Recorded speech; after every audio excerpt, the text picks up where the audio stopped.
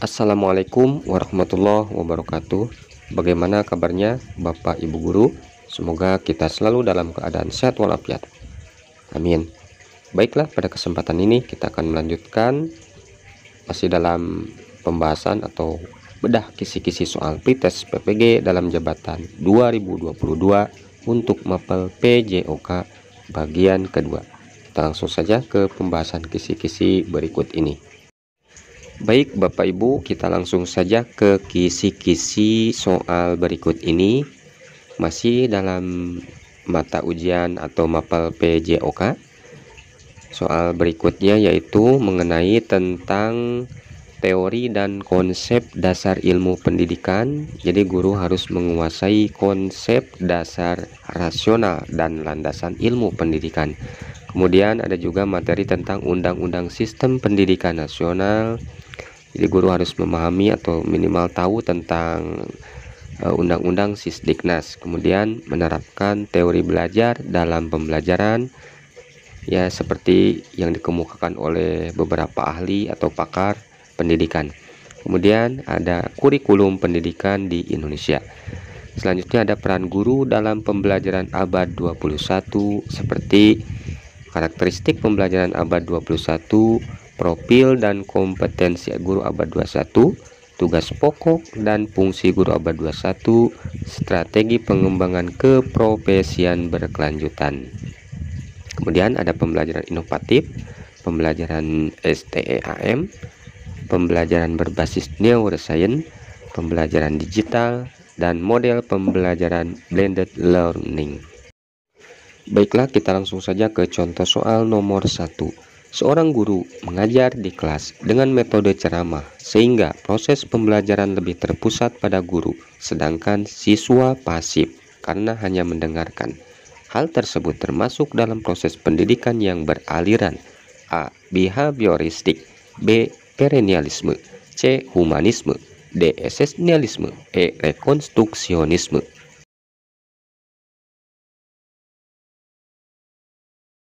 Baik, jawabannya A, yaitu teori behavioristik atau aliran teori behavioristik. Ini merupakan adanya perubahan tingkah laku atau adanya interaksi antara stimulus dan respon yang diakibatkan dari satu arah, ya, yang terpusat pada guru. Nah, ini materinya yaitu konsep teori belajar dan pendidikan di Indonesia dengan indikator sebagai berikut: menerapkan teori belajar dalam pembelajaran. Silakan jika Bapak Ibu punya pendapat lain untuk menuliskan di kolom komentar. Berikutnya soal nomor 2. Sebagai humanisasi pendidikan bukan berarti pembentukan manusia atau peserta didik oleh manusia lainnya atau pendidik. Sebab asumsinya bahwa manusia atau peserta didik adalah A. Manusia merupakan makhluk otonom, B. Pribadi yang berkembang dan berakal, C. Makhluk sosial yang dapat mempengaruhi satu sama lain, D. Makhluk yang memiliki moral sehingga dapat membedakan baik dan buruk, E. Makhluk religius yang diciptakan oleh Tuhan.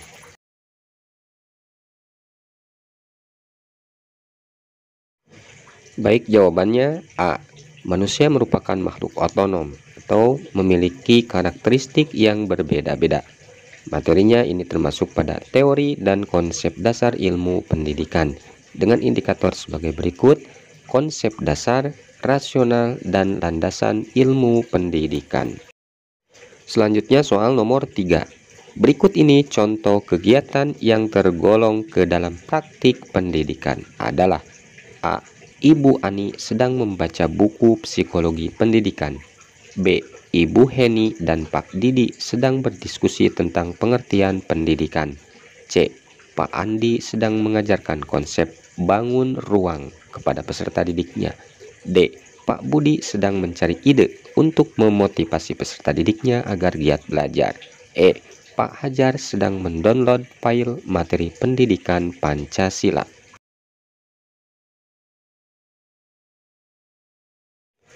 Baik, jawabannya C. Pak Andi sedang mengajarkan konsep bangun ruang kepada peserta didiknya.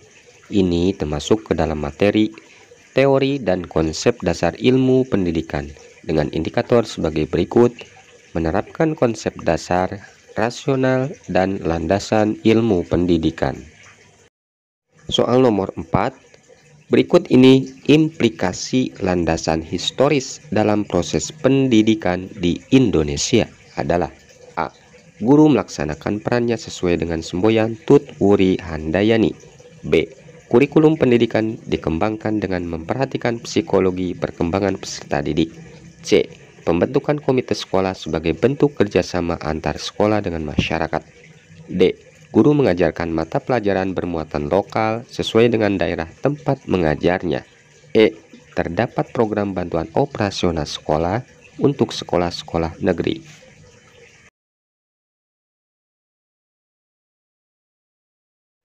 Baik, jawabannya A. Guru melaksanakan perannya sesuai dengan semboyan Tut Wuri Handayani. Saya yakin Bapak Ibu guru sudah mengetahui semboyan apa itu Tut Wuri Handayani. Nah, ini materinya adalah pendidikan di Indonesia dengan indikator sebagai berikut, yaitu menerapkan teori belajar dan implikasinya dalam pembelajaran. Berikutnya soal nomor 5.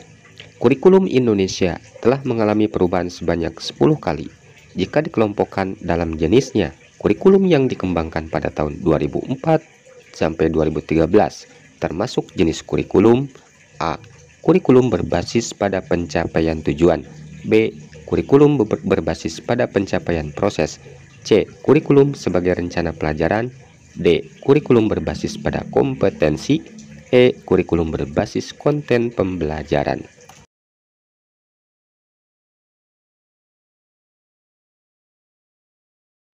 Baik, jawabannya D, yaitu kurikulum berbasis pada kompetensi. Ini materinya adalah pendidikan di Indonesia dengan indikator yaitu menerapkan kurikulum pendidikan di Indonesia. Baik Bapak Ibu, kita akan mengulang kembali mengenai perkembangan kurikulum yang terjadi di Indonesia setelah Indonesia merdeka pada tahun 1945. Setidaknya kita telah mengalami 10 kali perubahan kurikulum, mulai dari kurikulum 1947 sampai dengan kurikulum 2013. Dari 10 kurikulum tersebut, jika dilihat dari jenisnya terbagi menjadi 3, yaitu yang pertama, kurikulum sebagai rencana pelajaran. Ini terdapat pada kurikulum 1947 sampai dengan 1968. Kemudian yang kedua, kurikulum berbasis pada pencapaian tujuan, yaitu kurikulum 1975 sampai dengan 1994. Dan yang ketiga yaitu kurikulum berbasis kompetensi, terdapat pada kurikulum 2004 sampai dengan kurikulum 2013. Soal nomor 6. Seorang pendidik harus memiliki kualifikasi minimum dan sertifikasi sesuai dengan jenjang kewenangan mengajar, sehat jasmani dan rohani, serta memiliki kemampuan untuk mewujudkan tujuan pendidikan nasional. Ini tertuang dalam: A. Undang-Undang Sistem Pendidikan Nasional. B. Undang-Undang Hak Asasi Manusia. C. Undang-Undang Guru dan Dosen. D. Undang-Undang Perlindungan Pekerja. E. Undang-Undang Hukum Acara Pidana.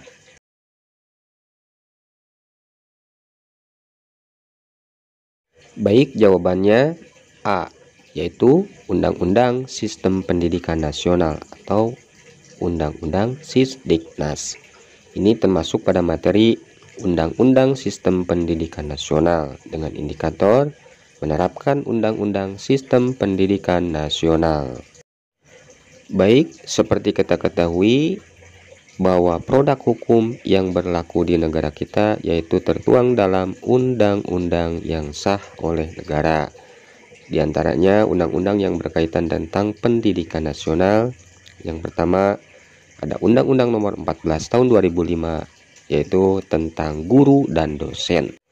Menurut Undang-Undang Nomor 14 Tahun 2005 tentang guru dan dosen, pada pasal 10 ayat 1 yaitu kompetensi guru meliputi kompetensi pedagogik, kompetensi kepribadian, kompetensi sosial, dan kompetensi profesional yang diperoleh melalui pendidikan profesi. Sedangkan untuk aturan bahwa seorang pendidik harus memiliki kualifikasi minimum dan sertifikasi, itu semua diatur dalam Undang-Undang Nomor 20 Tahun 2003 tentang Sistem Pendidikan Nasional. Sebagaimana contoh penerapan Undang-Undang Nomor 20 Tahun 2003 tentang Sistem Pendidikan Nasional atau Sisdiknas.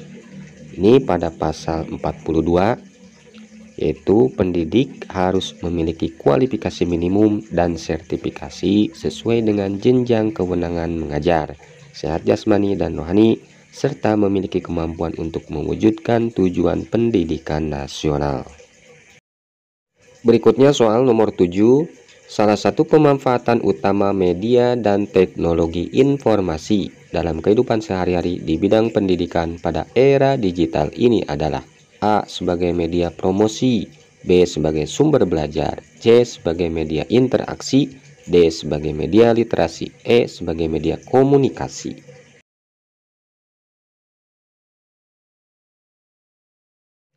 Baik, jawabannya B, yaitu sebagai sumber belajar. Ini termasuk pada materi pembelajaran inovatif dan indikatornya adalah menerapkan pembelajaran digital. Soal nomor 8. Salah satu contoh konkret penggunaan aplikasi untuk media pembelajaran yang digunakan guru saat pembelajaran di kelas pada era digital ini adalah A. Corel Draw, B. Microsoft PowerPoint, C. Macromedia Press, D. Microsoft Word, E. Wiki. Baik, jawabannya B, yaitu Microsoft PowerPoint. Ini masuk pada materi pembelajaran digital dengan indikator menerapkan pembelajaran digital. Soal nomor 9. Pernyataan berikut yang merupakan fenomena pembelajaran abad 21 yang menyebabkan era disrupsi pendidikan adalah A. Semakin meningkatnya kemampuan TIK peserta didik, B. Peningkatan jumlah kepemilikan perangkat TIK, C. Berkembangnya masif online open course, D. Banyaknya media pembelajaran berkualitas, E. Standar kompetensi guru yang meningkat.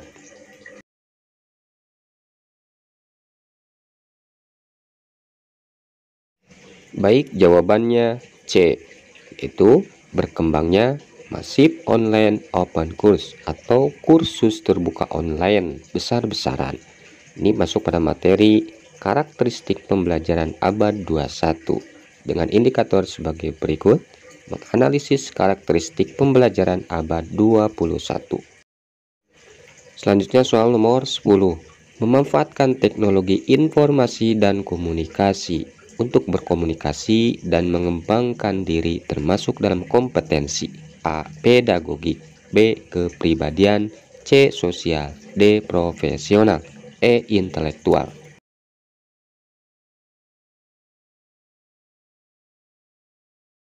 Baik, jawabannya D, yaitu kompetensi profesional. Materinya peran guru dalam pembelajaran abad 21 dengan indikator menganalisis profil dan kompetensi guru abad 21. Baik, kita mengingat kembali di sini terdapat 4 kompetensi guru, yaitu pedagogik, kepribadian, sosial, dan profesional. Nah, yang dimaksud dengan kompetensi profesional yaitu kemampuan yang berkenan dengan penguasaan materi pembelajaran bidang studi secara luas dan mendalam, dan menambah wawasan keilmuan sebagai seorang guru. Soal nomor 11.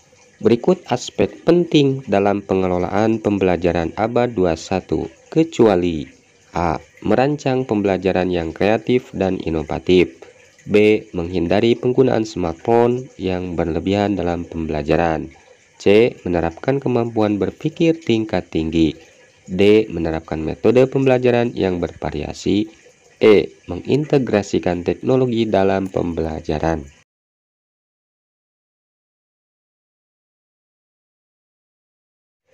Baik, jawabannya B. Menghindari penggunaan smartphone yang berlebihan dalam pembelajaran.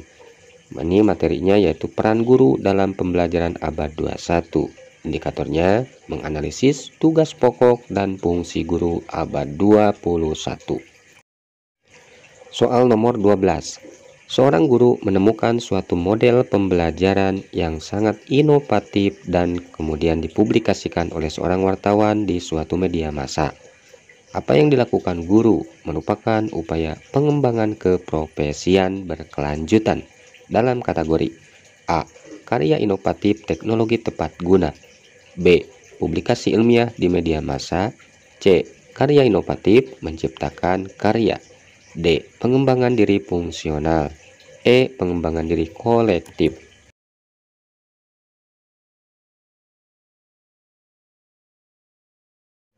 Baik, jawabannya C, yaitu karya inovatif menciptakan karya. Ini materinya strategi pengembangan keprofesian berkelanjutan. Indikatornya yaitu menerapkan strategi pengembangan keprofesian berkelanjutan atau PKB. Berikutnya soal nomor 13. Konsep pendekatan saintifik pada pembelajaran Penjas dengan menerapkan berpikir deduktif lebih terasa dilaksanakan pada kegiatan A. Mengamati, B. Menanya, C. Mencoba, D. Mengasosiasi, E. Mengkomunikasikan.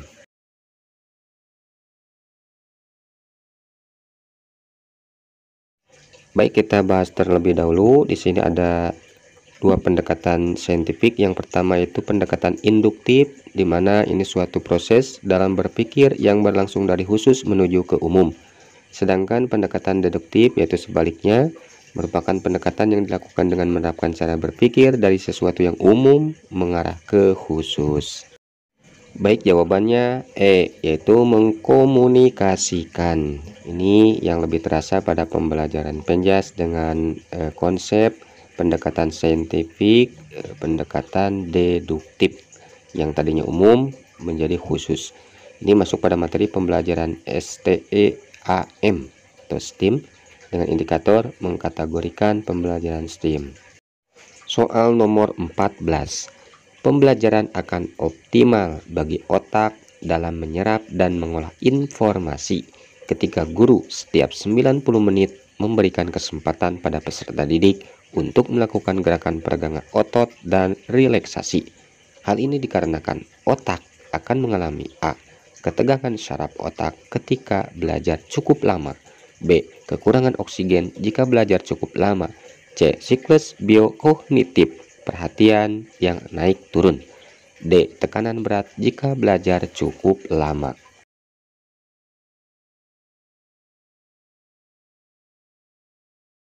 Baik, jawabannya C, yaitu siklus biokognitif perhatian yang naik turun.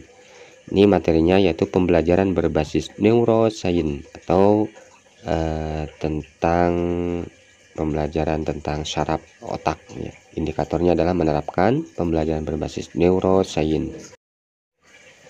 Kemudian soal nomor 15. Emosi positif sangat berpengaruh terhadap keberhasilan belajar peserta didik. Daerah otak yang berfungsi sebagai pusat pengendalian emosi adalah A. Batang otak, B. Sistem limbik, C. Korteks, D. Cerebellum.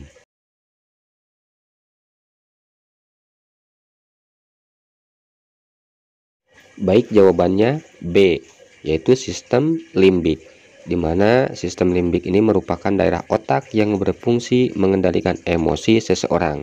Oleh karena itu, daerah ini sering disebut juga sebagai pusat emosi. Kita lihat pada gambar di sini, sistem limbik itu terdapat pada posisi ya di daerah otak ya, yang di tengah yang berwarna merah. Nah, ini materinya adalah masih pembelajaran berbasis neuroscience. Indikatornya yaitu menerapkan pembelajaran berbasis neuroscience. Soal nomor 16. Di dalam prinsip penerapan pembelajaran digital, yakni prinsip penilaian, bagian penting dari penerapan prinsip tersebut dalam pembelajaran digital agar terjadi proses evaluasi yang mendalam dan komprehensif adalah A. Aksesibilitas, B. Reward dan punishment, C. Pemantauan dan umpan balik berkelanjutan, D. Perangkat keras dan perangkat lunak.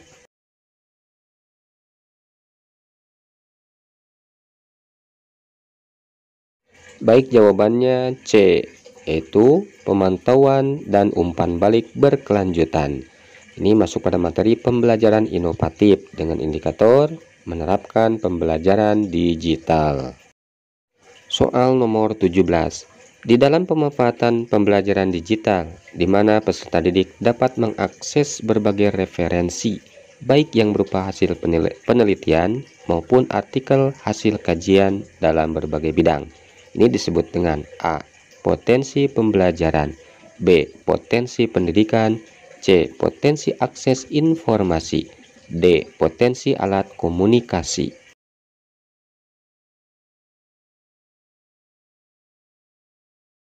Baik, jawabannya C, yaitu potensi akses informasi. Ini masuk pada materi pembelajaran inovatif dengan indikator menerapkan pembelajaran digital. Soal nomor 18. Berikut yang merupakan salah satu karakteristik dari model blended learning adalah A. Adanya gabungan berbagai strategi dan gaya pembelajaran. B. Guru memiliki peran yang dominan selama kegiatan pembelajaran. C. Siswa wajib menggunakan komputer selama kegiatan pembelajaran. D. Seluruh kegiatan diskusi dilaksanakan melalui sistem online.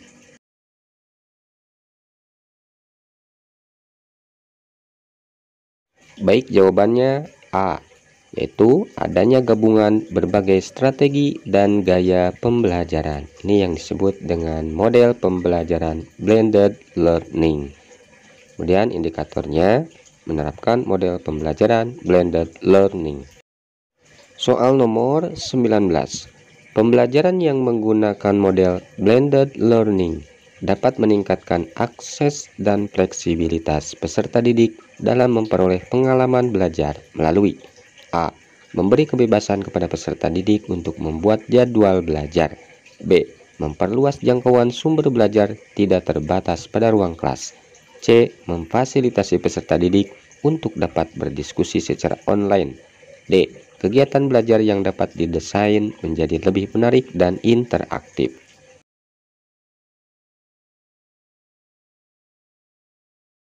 Baik, jawabannya B. Memperluas jangkauan sumber belajar tidak terbatas pada ruang kelas. Materinya yaitu model pembelajaran blended learning, indikator menerapkan model pembelajaran blended learning. Berikutnya soal nomor 20. Model pembelajaran blended learning dapat membantu guru dalam mengatasi permasalahan dalam pembelajaran, diantaranya yaitu terkait dengan A. Kedisiplinan, B. Sumber belajar, C. Strategi pembelajaran, D. Tempat. Baik, jawabannya D, yaitu tempat. Karena pembelajaran blended learning ini merupakan kombinasi pembelajaran antara pembelajaran online dengan pembelajaran tatap muka atau konvensional. Jadi ini dapat membantu mengatasi permasalahan untuk pembelajaran ya. Baik Bapak dan Ibu guru, sampai di sini dulu contoh soal yang sesuai dengan kisi-kisi terbaru ya. Mudah-mudahan ini hanya, sekali lagi, ini hanya contoh soal atau prediksi saja. Mudah-mudahan soalnya nanti pada pelaksanaan tes tidak jauh beda. Dan semoga bermanfaat bagi Bapak dan Ibu guru yang belum melaksanakan pretest. Semoga bisa memanfaatkan waktu ini dengan belajar.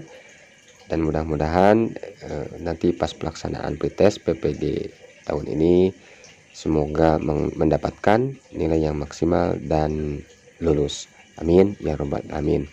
Terima kasih. Wassalamualaikum warahmatullahi wabarakatuh.